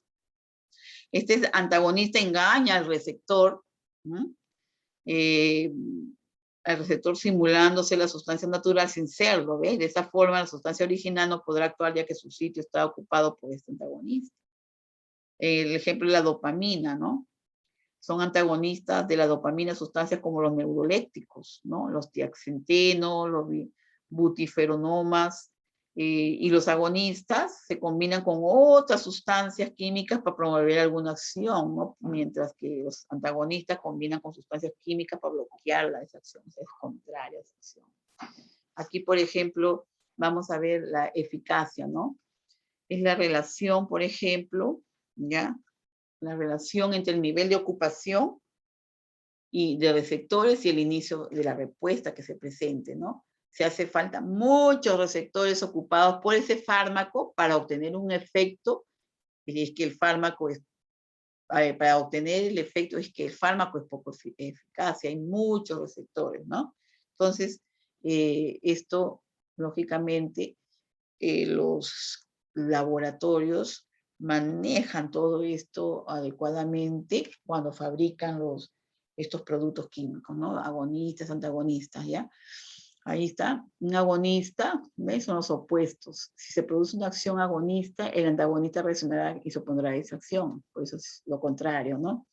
El agonista, que puede capaz de simular el efecto de una sustancia producida por nuestro propio cuerpo, y el agonista es la sustancia original de nuestro cuerpo, pero actúa en forma parecida o la imita, ¿no?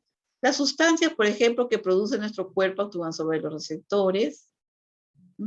Ahí lo están viendo ese dibujito, ¿ya? Acá. Los receptores. Acá. Se adapta bien a la forma, ¿ven? Y si un agonista imita la sustancia producida de forma natural, estimula al receptor y se logran los efectos que esa sustancia natural produce en las células, ¿no? Porque en ese momento está fallando, lógico. Ahí, por ejemplo, en el caso de la dopamina, ¿no? El uso de agonistas es básico para la fabricación de medicinas, ¿no? La dopamina, ustedes saben que la dopamina es un neurotransmisor, ¿no? Ya hemos conversado, bueno, la dopamina es un neurotransmisor, ¿no? Nuestro cuerpo la produce, ¿ya? Entonces, es una sustancia producida por nuestro cuerpo, pero que también está presente en muchos medicamentos, como ejemplos antidepresivos. Esto se le brinda a los pacientes que tienen tratamientos antipsicóticos, pacientes que tienen problemas de salud mental, ¿ya? Entonces, eso, ¿por qué? Porque su cuerpo, su cerebro no lo está produciendo. Entonces, el médico psiquiatra lo indica, ¿me entienden? Vamos a darle un antidepresivo porque esta persona está muy deprimida, ¿me entienden? Entonces, ese producto le va a ayudar al menos a hacer la vida más llevadera a esa persona, a jóvenes. Y hoy en día hay muchas personas que están pasando por procesos de depresiones, ¿no? Por esta situación que estamos viviendo todos. Bien, entonces ustedes van a ver, jovencitos, que el uso de agonistas es básico para la fabricación de la medicina, ¿ya? Porque va a ayudar a restablecer la salud, los estados emocionales o lo que puede estar padeciendo el paciente. Entonces, una sustancia puede ser agonista plena si logra una respuesta plena tal como se obtendría con la sustancia natural de tu cuerpo. Pero como no la está produciendo, hay que dársela en forma sintética. Agonista de forma parcial, por ejemplo, hay otros casos también, ¿no? Cuando logra una respuesta apreciable, pero no completa, como la propia sustancia natural de tu cuerpo, que la produce tu cuerpo, ¿no? Ahora, por ejemplo, un antagonista, ¿no? Aquí, ahí está. Esa sustancia imita a la sustancia natural para poder ocupar su lugar en el receptor, bloqueándolo sin producir efecto. Eso es todo lo contrario, ¿no? ¿Ven? Eso es lo contrario. El antagonista engaña al receptor simulándose la sustancia natural sin serlo. Miren todo lo que hay, jóvenes. Entonces, yo quiero que ustedes más o menos asimilen esta partecita, la vuelvan a repasar, analícenla bonito para que ustedes entiendan todo lo que producen los medicamentos en tu organismo, ¿no? O si tú lo administras a alguien, a un pacientito según la indicación profesional, te vas a dar cuenta para qué es y qué va a suceder dentro del cuerpo a nivel celular de ese paciente, ¿ven? Entonces, la sustancia original no podrá actuar ya que su sitio está ocupado por ese antagonista, ¿ven? Entonces, esto es como es bien interesante, ¿no? Porque te hace entender cómo actúan estos productos según lo que presente el cuadro del paciente, ¿no? Cómo lo va a ayudar, ¿no? Bien. Y lógicamente los antagonistas se combinan con sustancias químicas para bloquear esa acción también. Porque es todo lo contrario, ¿ven? ¿Qué puede modificar la acción de un fármaco? A ver, ¿qué puede suceder? A ver. Frecuentemente, es un hecho muy frecuente, ¿no? El hecho de que la misma dosis de un mismo fármaco administrado a distintos pacientes que tienen la misma enfermedad pueden producir efectos muy diferentes. Miren, el mismo medicamento, la misma dosis administrada a distintas personas, ¿no? Que tienen aún así la misma enfermedad, pueden producir efectos distintos, ¿ya? Entonces, tú dices, ¿pero por qué, no? Y vamos a visualizar que los factores que condicionan la respuesta a los fármacos pueden ser de naturaleza muy diversa también. Y suele depender también del tipo de paciente, ¿ya? Del paciente. Esto es muy importante. ¿Y por qué, no? Porque tú dirás, ¿y por qué el paciente? A ver, si yo este medicamento, oye, este paciente ha evolucionado muy bien con este medicamento, pero este señor todavía no presenta reacción, no estoy viendo mejoría, ¿qué está pasando? Ahora hay que investigar que el señor o ese paciente de repente está consumiendo otros productos para alguna enfermedad crónica o de repente también él tiene otro problema agregado, aparte de la enfermedad que está tratando a todos ellos y están reaccionando bien. O sea, son diferentes cosas, ¿no? Que varían de uno a otra persona. Entonces, en todas las personas no es igual, ¿ya? También vamos a ver, por ejemplo, ahí en los factores, por ejemplo, los factores fisiológicos, ¿no? Los factores ambientales, también algo muy especializado del propio fármaco, y esas variaciones pueden influir en el efecto del fármaco, ¿no? Y también, por ejemplo, pueden ser de orden farmacocinético o de fármaco genético, o sea, de los genes de esa persona, por eso que hay variación, ¿no? Ahí vamos a ver qué cosa, a ver, factores farmacogenéticos, propio de ti mismo, ¿ves? Factores fisiológicos, a ver, ¿cómo qué? Edad, lo que estábamos diciendo del bebé recién nacido a un adulto mayor de 80, ¿no? O un joven como ustedes o un adolescente, ¿se dan cuenta? El sexo, ¿no? Femenino, masculino. La raza, ¿no? La genética. ¿Qué agregados tiene esa persona? De repente tiene algún proceso genético que viene lógicamente de genes, de familia, ¿no? El peso del paciente. Si es muy delgadito o si es muy gordito. Entonces, todo eso influye, ¿no? Ahora, factores patológicos de enfermedad, el estrés, factores endocrinos.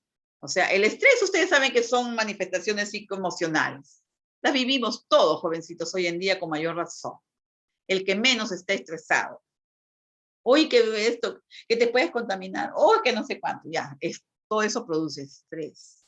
Ahora, factores endocrinos, o sea, ¿cómo están tus glándulas de secreción interna? ¿Cómo cuáles? Tu tiroides, tu glándula tiroides, ¿cómo está tu páncreas? ¿Está trabajando bien? ¿Cómo está tu hígado? Porque es una glándula grandiosa. Es decir, ¿cómo están tus glándulas suprarrenales en tus riñones?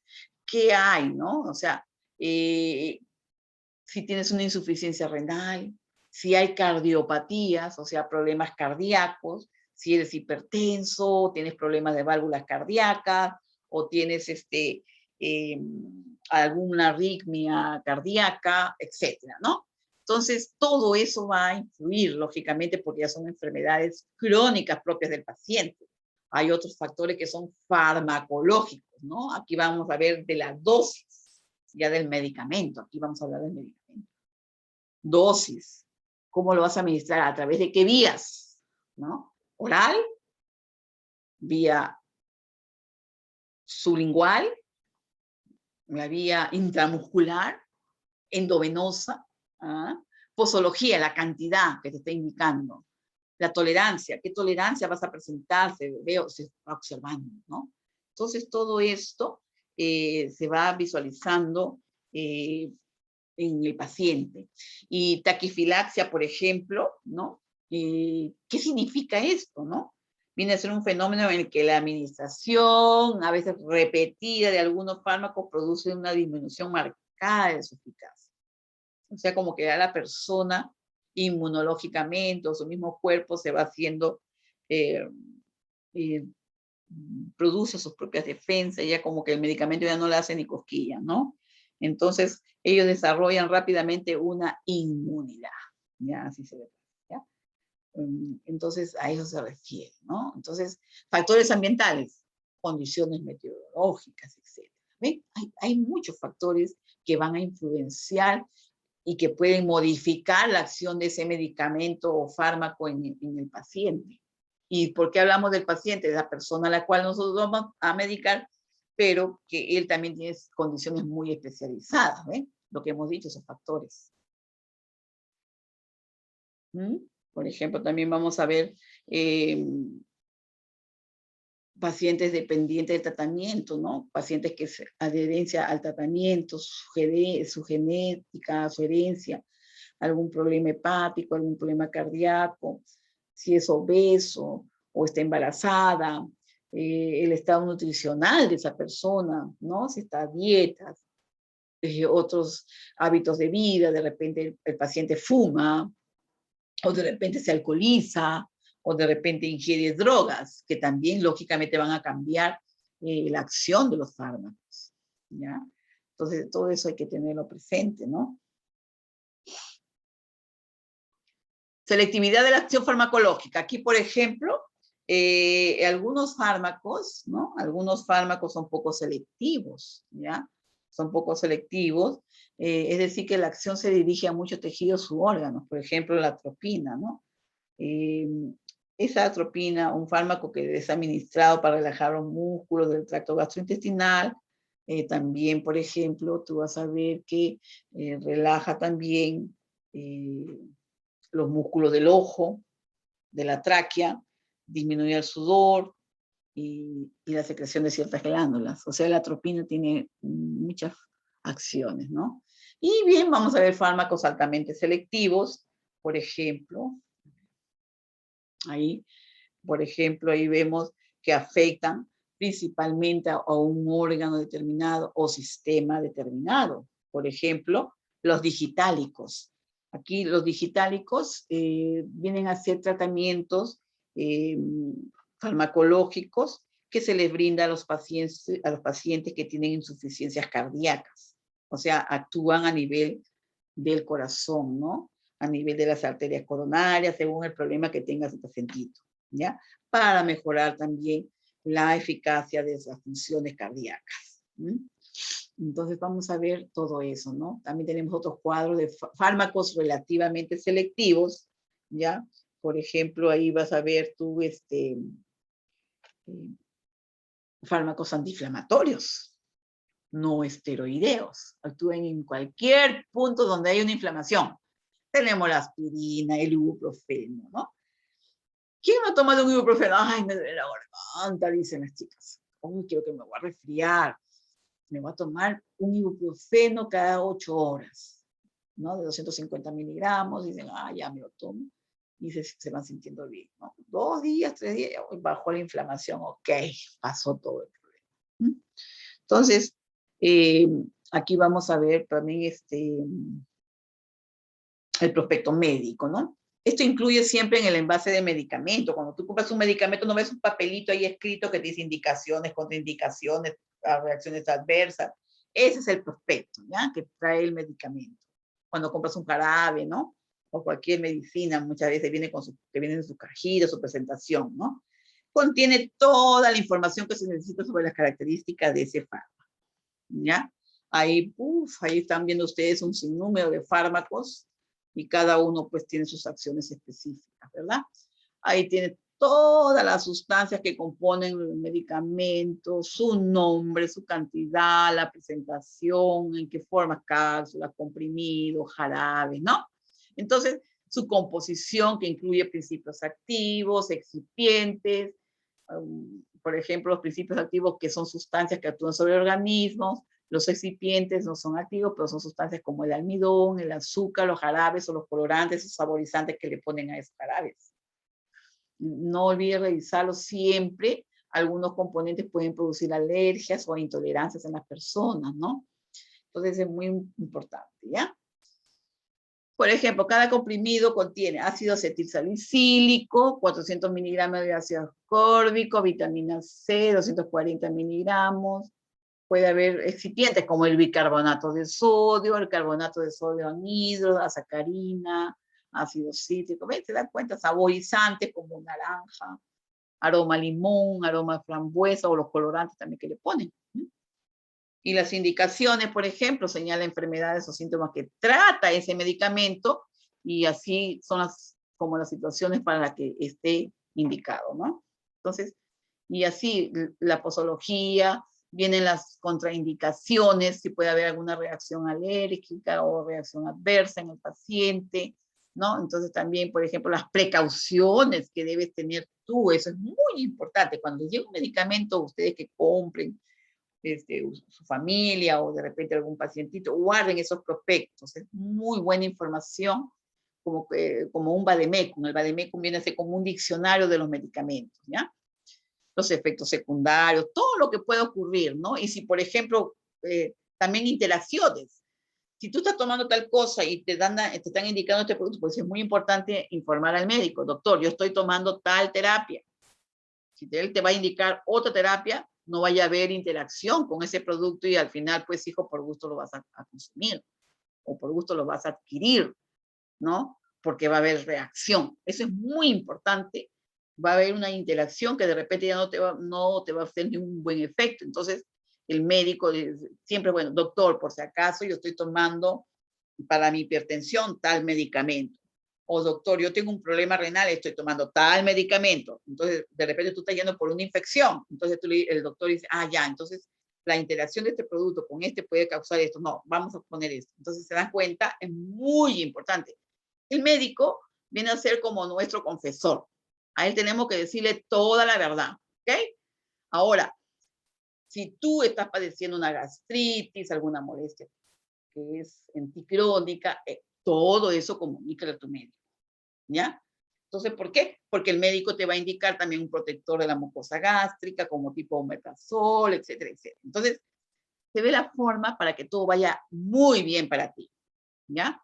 Entonces, y muchos datos de interés también que además de la información que tú le brindaste, te permitirá saber para qué, cómo y en qué caso debes tomar un medicamento.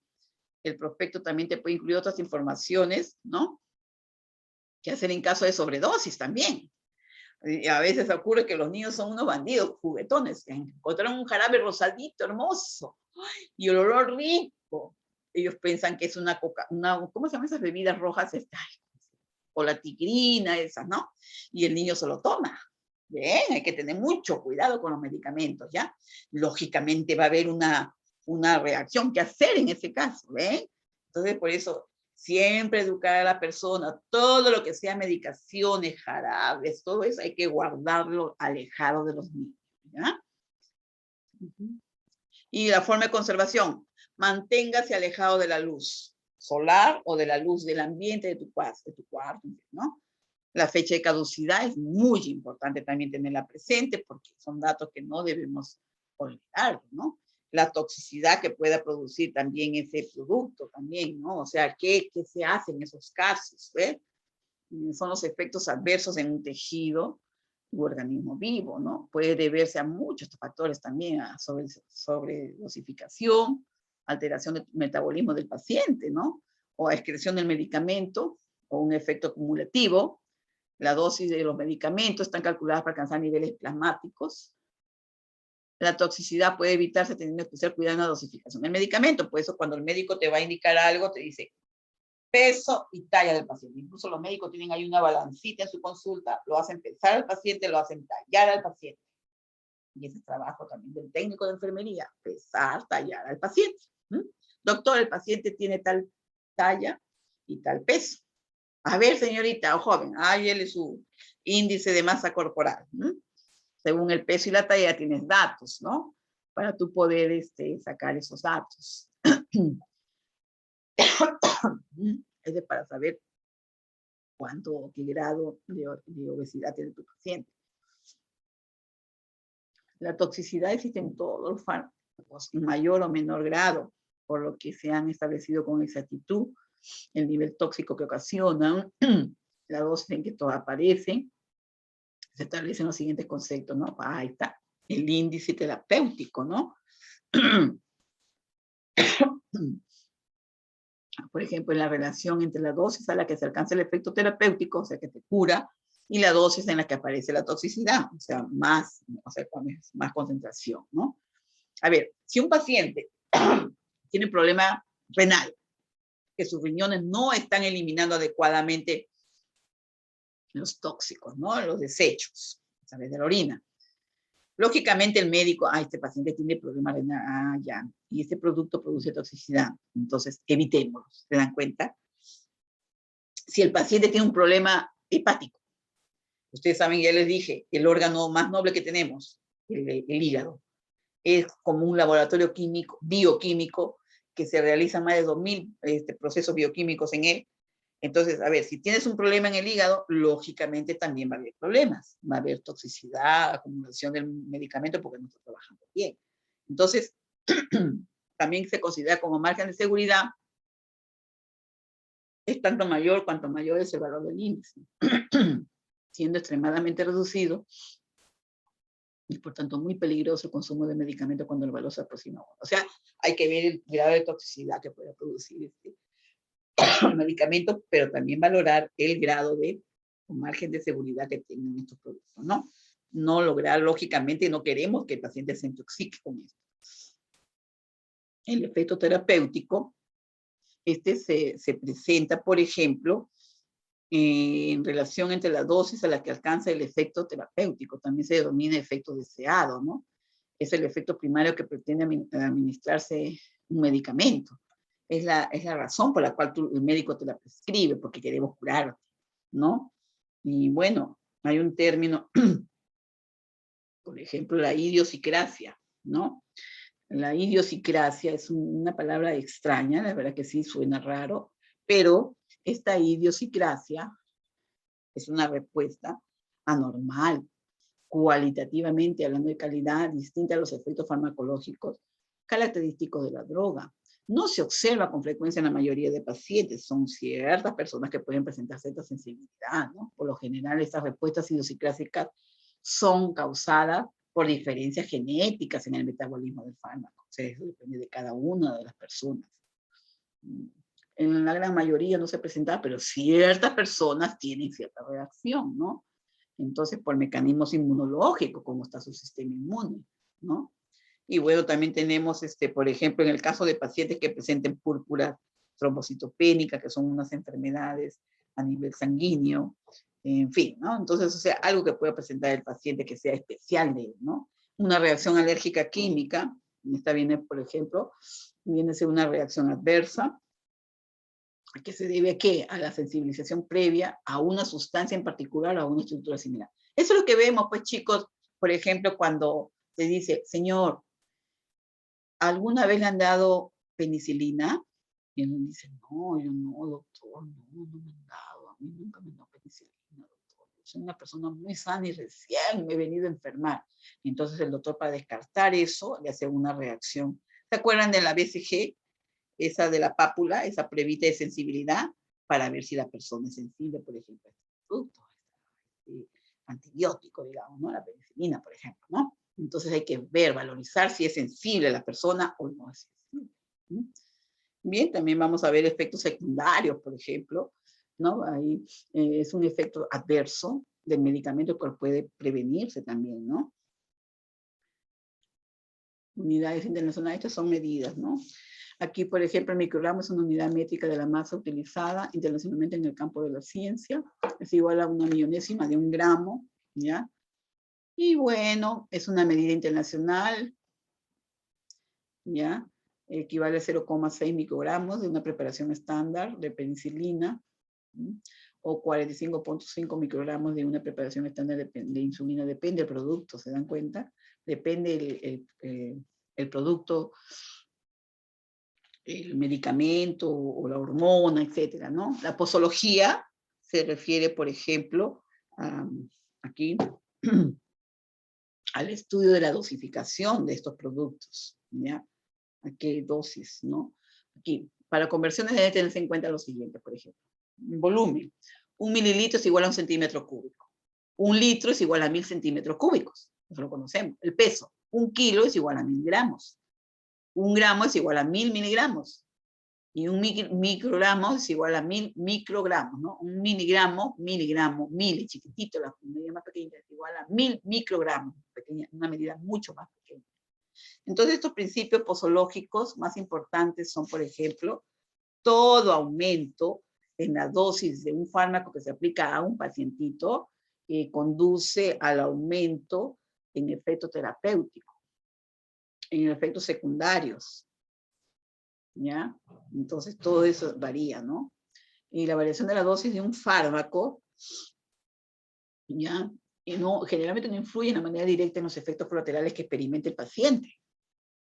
¿Qué busca la persona que formula con el cambio de dosificación, ¿no? O sea, ¿qué fórmula va a cambiar esta modificación, dosificación, ¿no? Generalmente se van bajando las dosis para disminuir los efectos secundarios de los fármacos. Miren, por ejemplo, de repente ustedes habrán tenido un familiar, a su mamá, a su papá, que le han indicado un antihipertensivo, y el médico le cambió una terapia porque ya la anterior ya no le hacía efecto. Entonces dice, señor, vamos a darle tantos miligramos de este producto. Vamos a ver, el efecto no se va a notar inmediatamente, ¿ya? Es poquito a poco, hasta que el cuerpo se va adaptando a esa medida, a ese nuevo medicamento, ¿ven? Entonces, ya, dice, entonces vas viendo. Generalmente se ve los efectos en la primera semana o a los 15 días, dice el médico. Entonces hay que esperar, no hay que desesperarse.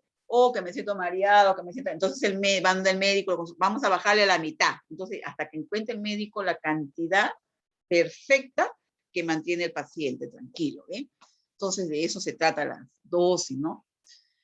Cantidad de droga que debe administrarse a un ser vivo para producir un efecto determinado. Y esta depende, por ejemplo, de la relación entre la concentración de dicho fármaco en el plasma y en su efecto en el cuerpo, ¿no? Se administra a un paciente con fines profilácticos, en el caso de las vacunas, las vitaminas, los minerales, en los diagnósticos, los medios de contraste, la disminución o eliminación de trastornos y enfermedades, como los antibióticos, los antiinflamatorios, antipiréticos, etcétera. ¿Ver?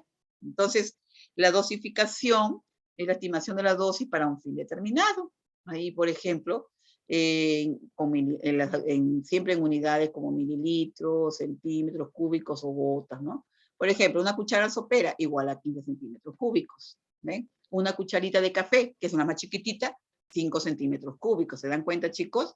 Una cucharada de moca, dice 3 centímetros cúbicos, más chiquititas, son de medidas. Bien, chicos, entonces todo esto, ahí van a ver ustedes la dosis mínima, máxima, terapéutica, mortales, de mantenimiento, etcétera. Eso lo va estudiando el médico y va observando, dosis mínima, máxima, todo esto, ¿no? Es de acuerdo, como lo estoy explicando, a la idiosincrasia de cada paciente, ¿no? Y bueno, tenemos unas vías de cálculo, ¿no? Para el paciente, en esto la consulta de los productos, de los fármacos, ahí toda esta información se las he colgado en la plataforma, y tenemos las fórmulas, también dosis pediátrica y del niño, del adulto, niño pequeñito, ¿no? Ahí tenemos, por ejemplo, aquí un ratito, vamos a ver estas fórmulas que están por acá. La regla de Jung para niños mayores de 2 añitos, ¿no? La dosis del niño, ahí está todo bien explicadito, ¿ya? Ahí está. La edad del niño es una fórmula, ¿ve? El niño y edad del niño de más de 12 años, ejemplo. Convertir una dosis de 100 miligramos para adulto a un niño de 8 años, ¿no? Por decir. 100 miligramos, ¿ve? 8 entre 8 más 12.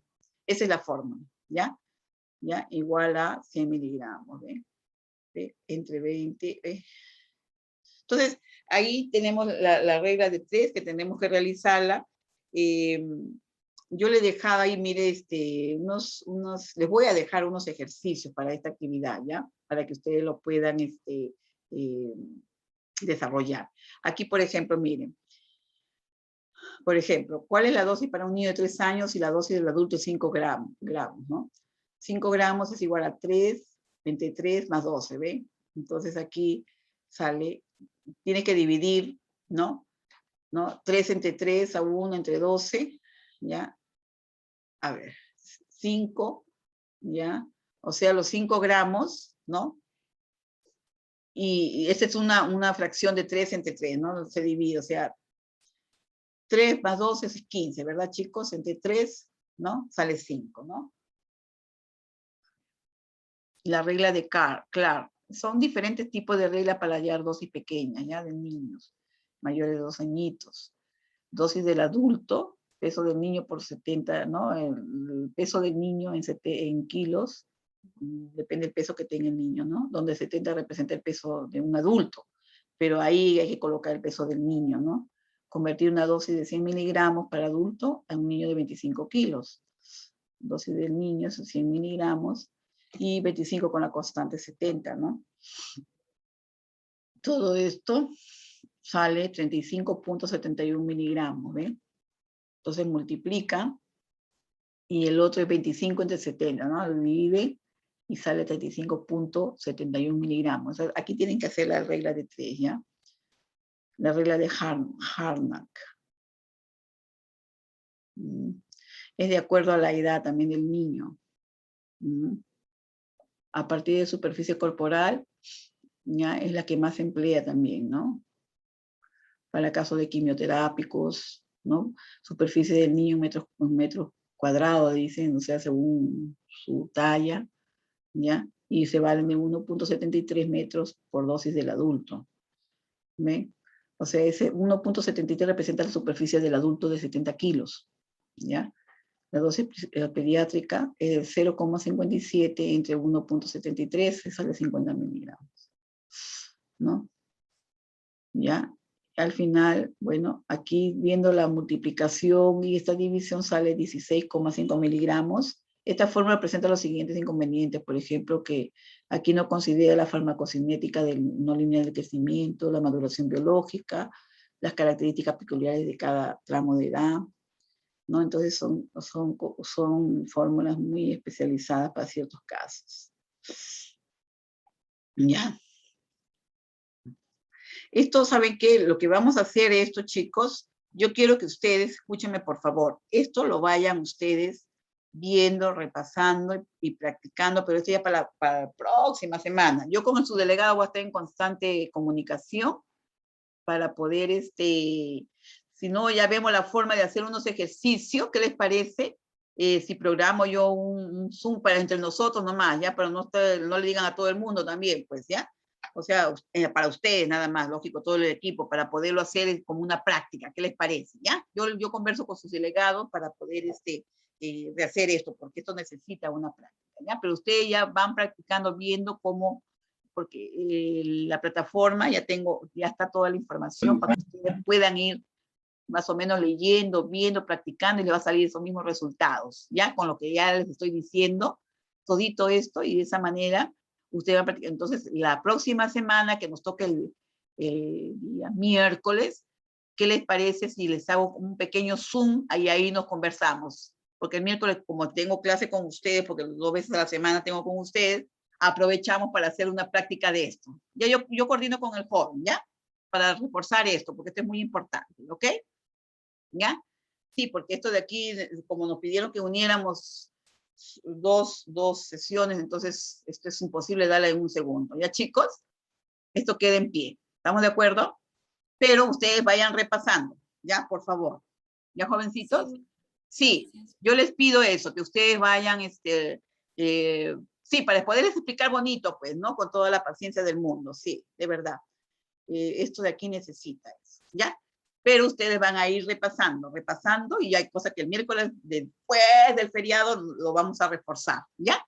Porque esto es bien bonito, esta parte sí yo se las voy a volver a brindar, ¿ya? Pero ustedes vayan leyendo también lo que yo les estoy dejando, ¿ok? Para que de esa manera ya cuando vienen el miércoles yo puedo preguntar y a ver qué entendieron, qué no entendieron, entonces lo reforzamos. Vamos a aprovechar eso. ¿Qué les parece? ¿Ya? Ya, licenciada. Sí. Ya, Miss. Y yo les pido que, por favor, ¿saben qué, chicos? Repasen la regla de 3. Este es básico. ¿Ven? Aquí tienen un ejemplo, miren, ahí le estoy dejando. Miren, facilito, miren, ahí está. ¿Ven? Donde X es igual a 75. ¿Ven? Ustedes están viendo los datos, se les da los datos, los miligramos, todo eso, y ustedes vayan su su regla de 3 y van multiplicando, dividiendo, nada más, y yo no lo paso, ustedes sí saben, ustedes son campeones en esto. Pero yo quiero repasárselos, ya para que ustedes lo puedan entender, okay, ¿ya? Entonces esto está pendiente todavía, ¿ya? Porque sí, ya ahorita tienen, creo, otra clase ustedes, y de verdad, esto necesita un poquito más, ¿ya? Entonces se los vamos a reforzar, ¿ok? Bien, chicos.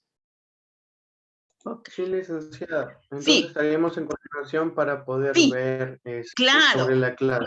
Por supuesto, claro, esto es bien importante, ¿ya? Ahí está, mira, yo incluso en las separadas, en las diapositivas que tienen, ahí está todito colgadito, ¿ya? Mira, ahí está todito el paracetamol, sus concentraciones, sus datos. Bien interesante para que ustedes se hagan una idea, y yo les voy a dejar unos ejercicios y ustedes me lo van a hacer en ese momento que estemos en la clase, ¿ok? En ese momento, ¿ya? Para que ustedes, una práctica, ¿ya? Una práctica que vamos a hacer. Sí, porque desgraciadamente el feriado nos ha quitado toda esa situación, bueno, porque esto es para dictarla bien detenidamente, es muy importante, ¿ya? Pero desde ya les dejo como tarea que vayan revisando regla de 3, ese es como en el colegio, la que ustedes hacían en el colegio, hay varios ejemplos que les he dejado. Vayan viéndolos, ¿ya? Sí, ok. Me quería pedirle un favor, si podría Sí. dejar de compartir pantalla para tomar Sí. la captura. Ya, joven, un ratito, espérate, hijito, espérate. ¿Cómo se hacía esto? Dejo de compartir, ok. Ya, joven, ya. Ya. Son 47 chicos. Ajá. Disculpe, ¿tomó asistencia? Ahí el joven me la va a enviar. Ya yo tomé a ver cuántos tomé, 35 alumnos yo tomé cuando llegaron, pero después han ido llegando más tarde. Ya yo tengo los primeros que llegaron. No se preocupe que el joven me va a mandar la captura, esos términos. Yo les agradezco Licenciada, muchas gracias. a usted, jovencitos, y gracias por la comprensión, porque realmente el tiempo se nos ha quedado chiquitito, chiquitito realmente. Y ustedes merecen mucho más por esas situaciones, ¿no? Que ahorita tienen otro horario de clases, y yo les agradezco mucho su